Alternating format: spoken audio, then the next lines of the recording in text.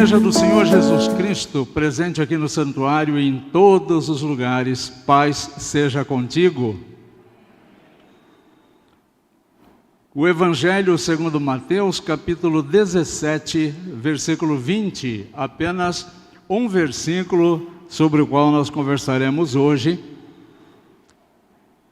No texto de Mateus, capítulo 17, versículo 20, está escrito: E ele respondeu: Por causa da pequenez da vossa fé. Pois em verdade vos digo, que se tiverdes fé, como um grão de mostarda, direis a este monte: passa daqui para acolá, e ele passará. Nada vos será impossível. O título da nossa meditação é O Tamanho da Fé, impulsionado aqui pela fala do próprio Senhor Jesus Cristo. Se tiverdes fé do tamanho de um grão de mostarda, direis a este monte: passa daqui para acolá, e ele passará. Nada vos será impossível. Para entendermos esse versículo, é lógico, ele não poderia ser lido e meditado isolado do seu contexto maior, do momento em que esse texto, que essa fala de Jesus é mencionada. Se nós fazemos uma leitura desta forma, nós nos induzimos a erro de interpretação, a erro de aplicação e, consequentemente, nós praticamos heresias. Tanto que as pessoas usam muito essa expressão aqui: se você tiver fé do tamanho de um grão de mostarda, do tamanhozinho desse grão de mostarda que está aqui na foto, olha como é pequenininha a semente, o grão de mostarda, muito pequenininho. Você dirá para o monte: se afaste daqui, vá para lá, e o monte vai obedecer. Há outros versículos que também são utilizados de forma inadequada, como aquele: posso todas as coisas naquele que me fortalece. Quando Paulo diz isso, antes de Paulo dizer essa frase, Paulo diz que eu aprendi a viver em dificuldade, eu aprendi a viver em abastança, ou seja, eu aprendi a viver na miséria, eu aprendi a viver com recursos suficientes, e estas coisas não me impediram de fazer a vontade de Deus. Eu posso todas as coisas naquele que me fortalece. Então, esse eu posso todas as coisas naquele que me fortalece eu posso todas as coisas para fazer a vontade de Deus naquele que me fortalece, que é o próprio Deus. E aí a gente tira o texto do contexto e usa inadequadamente. Eu posso qualquer coisa, eu posso todas as coisas naquele que me fortalece. Da mesma forma, essa questão da fé, às vezes nós nos desafiamos e desafiamos outras pessoas com essa expressão: a sua fé é pequena. Onde está a sua fé? Você não tem fé que isso vai acontecer, que isso é possível? A minha mãe já diria assim, e já aconteceu. Minha mãe, ela dizia muito isso quando ela estava mais lúcida. Ela dizia sempre assim: se Deus quiser e Deus quer. Aí eu pensava: eita, a velha já decidiu por Deus, né? Se Deus quiser e Deus quer, está resolvido, Deus não pode nem discutir. Será que Deus discute com a mulherada? Agora há pouco ali no gabinete pastoral a gente estava conversando sobre isso, né? Não é, Jefinho? Com a mulherada é melhor não discutir. E com a minha mãe menos ainda. Eu acho que Deus ouvia ela dizer e ficava quietinho assim, só observando, né? Se Deus quiser e Deus quer. Vamos entender esse texto. Quando que esse texto, essa fala de Jesus acontece? Momentos antes, Jesus tinha chamado os discípulos para ir para uma parte mais alta, tinha chamado alguns discípulos, provavelmente 4 discípulos, para um momento mais intenso de oração. Jesus tinha os 12 apóstolos, que era um grupo seleto numa multidão bem maior de discípulos. Tinha os 12 apóstolos. Dentre os 12 apóstolos haviam os outros 4 que eram mais próximos de Jesus. Jesus chamou estes 4 à parte para orar. Os outros 9 foram fazer uma atividade lá que Jesus designou a eles. Quando Jesus desce da montanha com estes 4 discípulos, tem uma multidão esperando Jesus. Nesta multidão esperando Jesus estão os 9 discípulos que voltaram dessa atividade. Nessa multidão tem um pai que vem para Jesus e pede: olha, o meu filho, ele está com problemas mentais, ele é lunático e ele precisa de ajuda. Por favor, Jesus, cure o meu filho. Até aí um pedido normal, né? Mas chega um momento que esse homem, apontando para os 9, ele diz assim: porque os teus discípulos não puderam expulsar o demônio dele. Os teus discípulos não puderam expulsar os demônios dele. Esses 9 que saíram.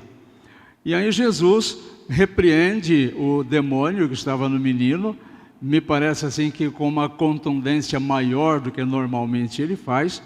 E aí Jesus se vira para os 9 e, se dirigindo aos 9, explica para os 9 que há uma casta de demônios que não se espelha a não ser com jejum, com muita oração. E vem então essa fala de Jesus: vocês não conseguiram expulsar esse demônio, vocês não conseguiram fazer esse milagre, porque vocês não têm fé. Se vocês tivessem fé do tamanhozinho de um grão de mostarda, vocês diriam a este monte: passa daqui, vai para lá, e esse monte obedeceria. Vocês poderiam fazer muitas coisas, porque nada seria impossível para vocês. Então, este é o contexto para nós entendermos essa fala de Jesus. Essa passagem, ela traz uma reflexão para a gente sobre o potencial transformador da verdadeira posição de confiança em Deus, de confiança em Jesus. Uma fé verdadeira, com uma importância verdadeira, quando atribuída plenamente à pessoa de Deus.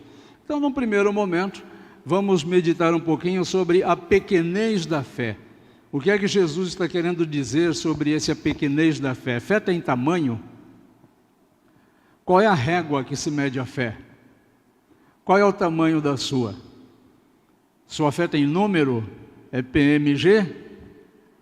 Sua fé tem altura? Sua fé tem peso? Quantos quilos pesa a tua fé? Se não é possível usar essas mensurações para falar de fé, porque Jesus então nos fala e falou para os seus discípulos sobre tamanho da fé. Principalmente porque Jesus está falando da pequenez da fé daqueles 9 discípulos e não dos outros 4 que estavam com ele antes. Muito simples de entender. Os 9 discípulos que ficaram perturbados lá porque não puderam realizar milagre, eles tinham perdido o poder que Cristo tinha dado, que Cristo havia dado para eles, de expulsar demônios.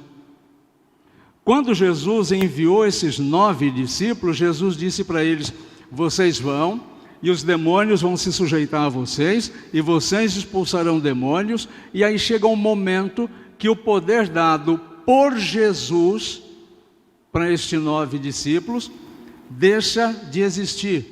E eles não conseguem executar aquilo para o qual eles foram designados. Então eles tinham literalmente perdido o poder que Jesus havia confiado a eles. E qual que é a razão do fracasso desses discípulos? Por que eles chegaram a esse momento de fé pequena? Jesus está se referindo aqui à falta de confiança em quem encaminha, a falta de confiança em quem comissiona, a falta de confiança em quem diz vai. Quando eles começaram a perder tempo com ciúmes, com sentimentos humanos, quando eles começaram a pensar por que aqueles 4 ficaram com Jesus e nós tivemos que nos afastar de Jesus, quando eles começaram a permitir que esses pensamentos ruins subissem aos seus corações, quando eles começaram a questionar as decisões de Jesus, quando eles começaram a questionar as orientações de Jesus, como se pudessem essas orientações ser questionadas, então aí eles começam a se afastar do poder que Jesus tinha dado a eles, que Jesus tinha dado a eles, que não residia na pessoa deles, mas que era dada por Jesus. Quando eles começam a se afastar das diretrizes de Jesus, eles começam a vivenciar o poder, a falta ou diminuição ou anulação desse poder realizador que Jesus havia dado a eles. A fé verdadeira remove as barreiras e nos leva a um lugar de transformação, mas essa transformação havia sido cessada na vida daqueles apóstolos. Uma metáfora que Jesus utiliza para a superação de obstáculos, sejam espirituais, sejam emocionais ou sejam materiais. Eles não tinham mais esse poder de superação, porque estavam afastados da orientação original de Jesus. Esse foi o problema que aqueles discípulos vivenciaram numa situação de pequenez de fé. Uma fé pequena não significa uma fé de pouca quantidade. Uma fé pequena não significa uma fé leve, se ela pudesse ser pesada. Fé não tem tamanho, fé não tem peso, fé não tem dimensão. O que Jesus está dizendo aqui é sobre a qualidade desta fé. Hoje é muito comum nós falarmos assim: eu tenho fé que você vai conseguir. É a convicção de um ser humano sobre a capacidade de outro ser humano fazer alguma coisa. Jesus não está aqui falando de tamanho, ele está falando de qualidade de fé. Uma fé que é ineficaz por estar misturada com dúvidas, com falta de firmeza, porque é distante da orientação de Jesus.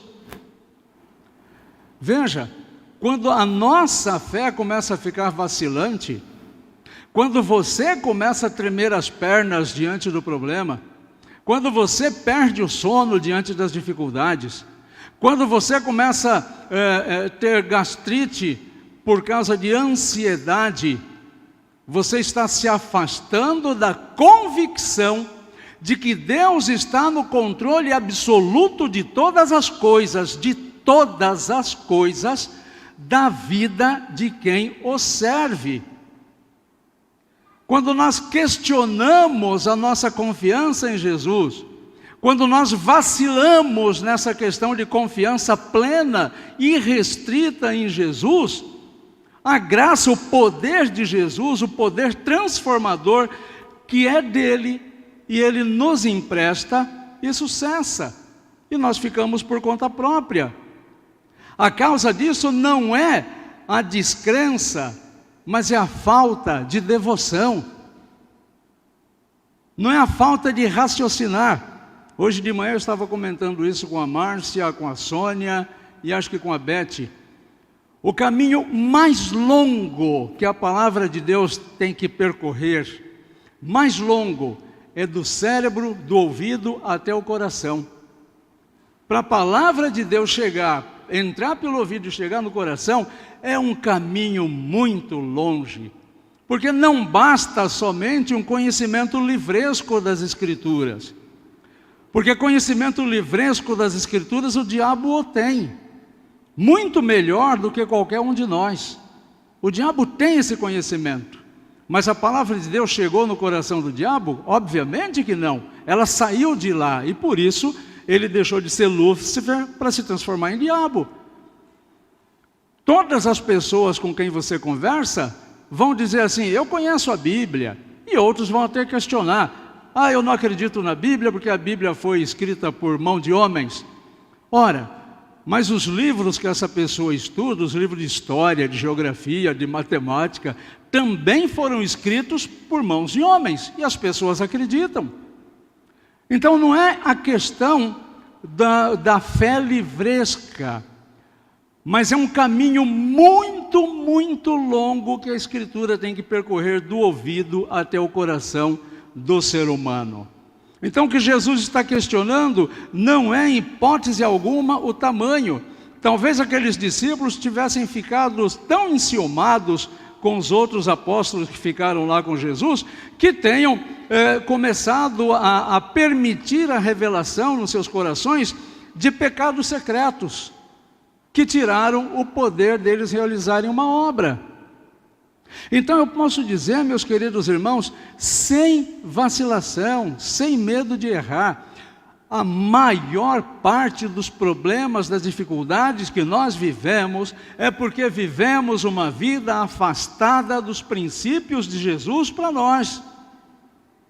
Como que nós queremos que Jesus abençoe a nossa vida, se a nossa vida está longe daquilo que Ele nos orienta a fazer? Como que nós podemos virar para Jesus e dizer: Jesus, abençoa essa coisinha errada aqui? Jesus vai dizer: não dá. Não posso abençoar isso, está errado. E aí começam a ser revelados os pecados ocultos do nosso coração, coisas que nós não demonstraríamos em público, mas nós acabamos vivenciando em nossos pensamentos, no nosso comportamento, nos nossos relacionamentos, e aí as bênçãos de Deus cessam de chegar, mas cessam de chegar porque a nossa fé perdeu a qualidade. A nossa fé perdeu a qualidade. A descrença que rouba o poder que Jesus atribui a cada um de nós. Porque a fé verdadeira requer confiança total no poder de Deus, do Deus que comissiona, do Deus que diz: vai. E é certa aquela música: neste vai, se Deus não fizer a água se abrir na minha frente, Ele me fará caminhar por cima da água. O vai é de Deus. Do jeito que eu vou chegar do lado de lá, é um problema de Deus. Eu só preciso me colocar a caminho, sem parar, sem questionar, sem vacilar. Uma fé de qualidade, não uma fé vacilante, porque se é vacilante já nem é fé. Já nem é fé. Pode ser uma convicção intelectual, mas não é fé. A fé é demonstrada nas posturas de vida. Os pecados secretos tiram o poder, mas a devoção, a crença, devolve isso. Porque a descrença também rouba o nosso poder. Já prestaram atenção como que a descrença funciona? A descrença funciona assim: você não tem fé em Deus? Aí a pessoa imediatamente responde: eu tenho fé em Deus, mas... e já coloca uma condicional. Você não acredita que Deus pode realizar isso? Eu acredito, mas... se tem mais, não é fé. Se tem mais, a palavra de Deus parou no cérebro, não desceu para o coração. Se tem condicional, não pertence ao reino de Deus. Pedro, sai do barco, vem andando para o meu lado aqui por cima da água. Estou indo, Senhor. E no meio do caminho, a fé se transformou em vacilação. Opa, a lei da física diz que um homem não pode andar por cima d'água. Quando ele invocou o pensamento humano, afundou. Afundou. Nós afundamos quando queremos caminhar por conta própria. A fé verdadeira requer confiança inabalável, sem limitações impostas pela razão humana ou pelos desafios aparentes. Eu tenho os meus desafios. Você também tem. Cada um de vocês tem um desafio que está vivendo neste momento. Não há nenhum de nós que não esteja vivendo algum desafio neste momento. Absolutamente nenhum de nós.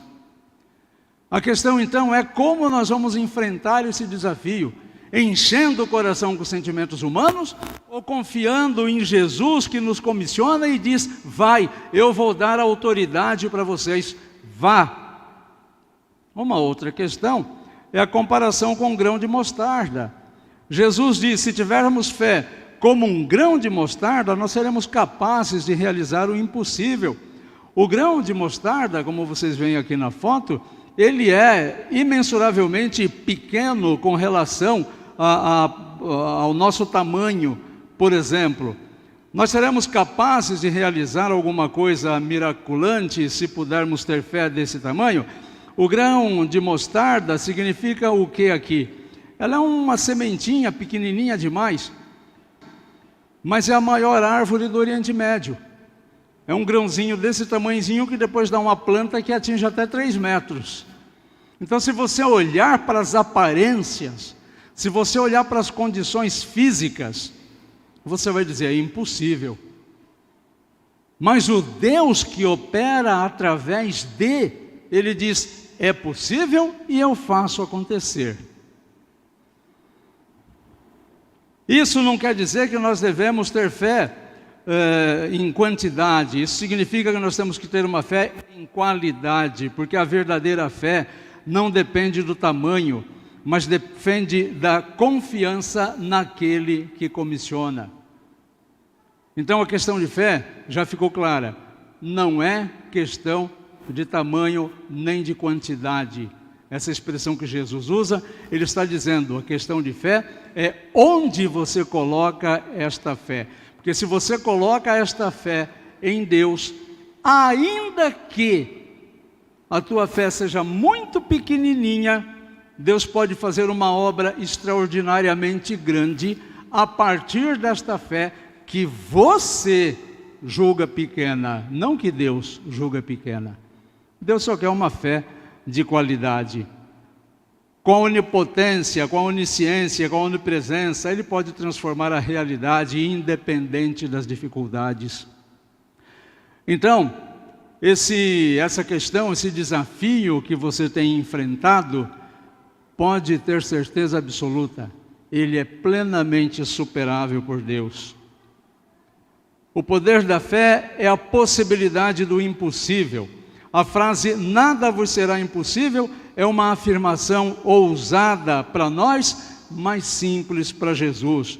Porque a verdadeira fé é capaz de realizar grandes coisas, porque ela se baseia no poder ilimitado de Deus. Se nós colocamos uma condicional nessa fé, se nós colocamos uma condicional diante do problema, nós estamos ao mesmo tempo dizendo que o poder de Deus não é ilimitado. Nós estamos dizendo, não, Deus pode algumas coisas, mas não todas. Nos afastamos totalmente do Deus das Escrituras e começamos a servir um Deus que nós estamos criando no nosso coração, portanto um ídolo. Estamos praticando idolatria, que é pecado. Idolatria é quando você cria uma divindade diferente do que a Escritura ensina. Então, se nós delimitamos o poder de Deus, se nós colocamos uma cerca em volta de Deus, este não é o Deus da Escritura. Esse é o Deus que você está construindo no teu coração, e todo ídolo é mentiroso, porque ele não existe. O ídolo é só uma criação do idólatra. Ele por si só não existe, é fruto da nossa imaginação. E por isso, tantas pessoas vivem frustradas, desanimadas com a fé, porque confiaram num Deus falso, num Deus que elas criam no coração delas, segundo os seus conceitos, segundo as suas convicções, e esse Deus criado de forma humana no seu coração, não pode fazer algumas coisas.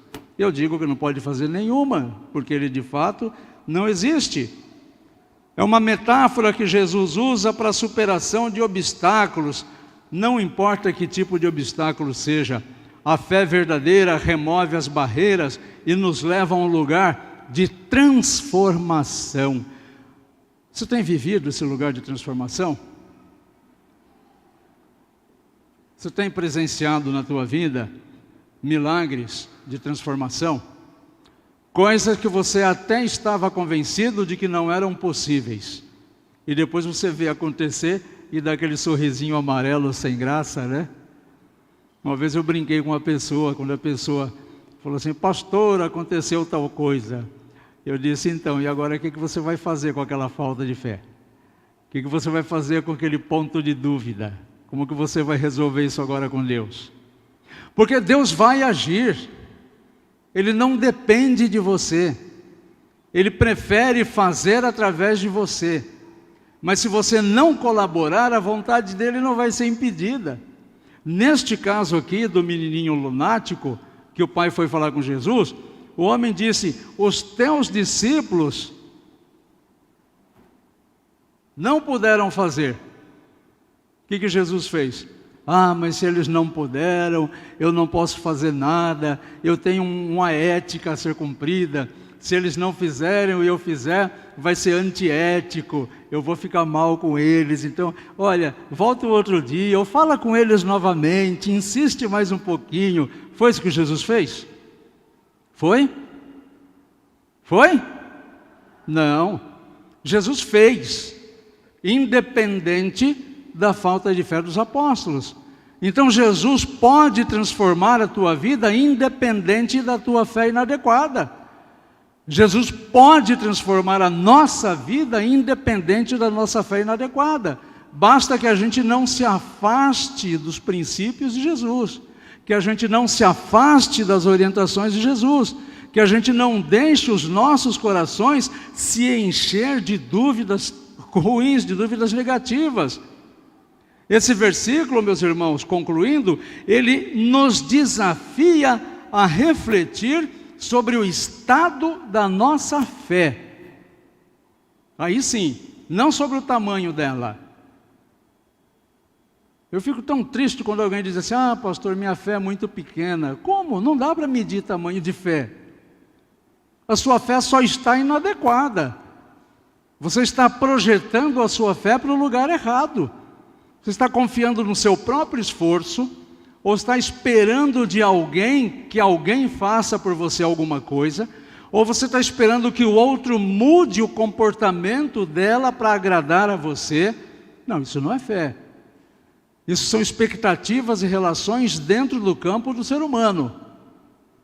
A fé vai trabalhar no lugar no universo do impossível. E por isso, então, nós temos que refletir: qual o estado da minha fé? Será que estamos colocando a nossa confiança em Deus, mesmo diante das situações mais difíceis? Ou estamos limitando a nossa fé pela nossa própria insegurança? Quem tem sido o Deus a quem eu sirvo? Jesus ou os meus medos? Eu tenho servido Jesus ou tenho servido as minhas limitações, as minhas dúvidas? Quem é o Deus que domina os nossos corações? Essa é a grande pergunta.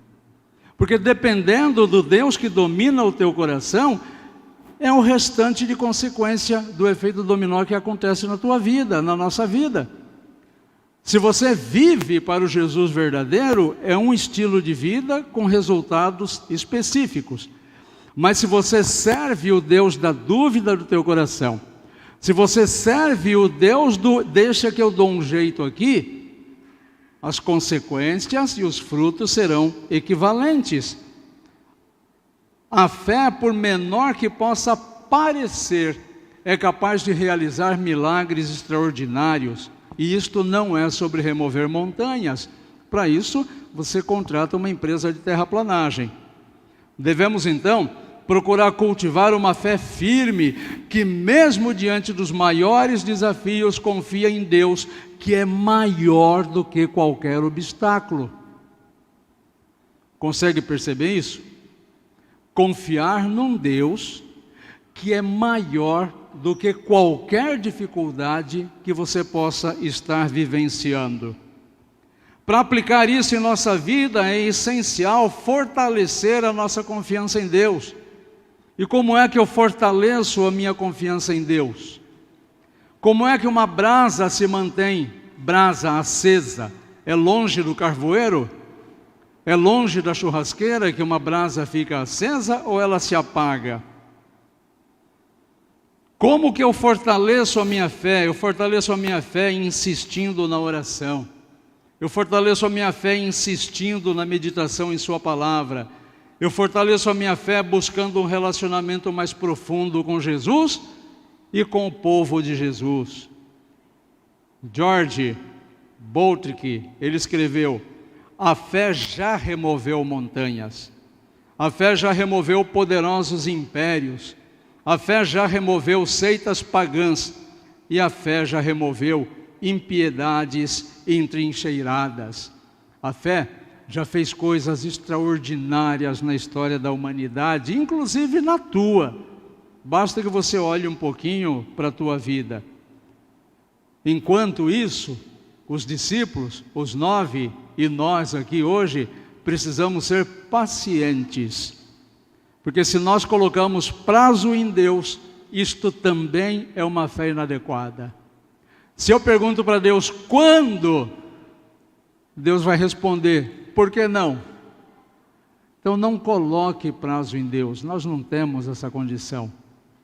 E quando você diz, eu gostaria que, reconheça que é você que gostaria que, mas o Senhor vai fazer no tempo dele, que é o melhor e mais perfeito que existe. Valorações humanas, ou valores humanos, nos levam quase sempre a errar o alvo. A fé pequena se torna grande quando Deus faz o trabalho. Se quiser anotar isso, pode anotar. Eu gostei dessa frase. Essa frase saiu bonitinha, né? Digna de anotação. Anota aí no seu celular, depois você coloca ela nas suas redes sociais. Olha que bonitinho. Fé pequena se torna grande quando Deus faz o trabalho.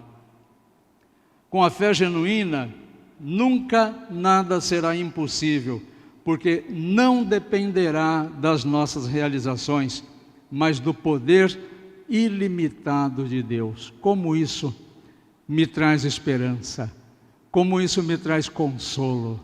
A ação de Deus não depende das minhas realizações, nunca dependeu.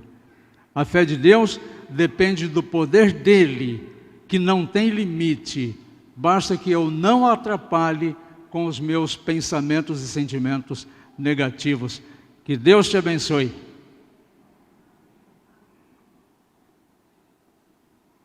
Que Deus te abençoe. Amém. Opa, amém, amém mesmo.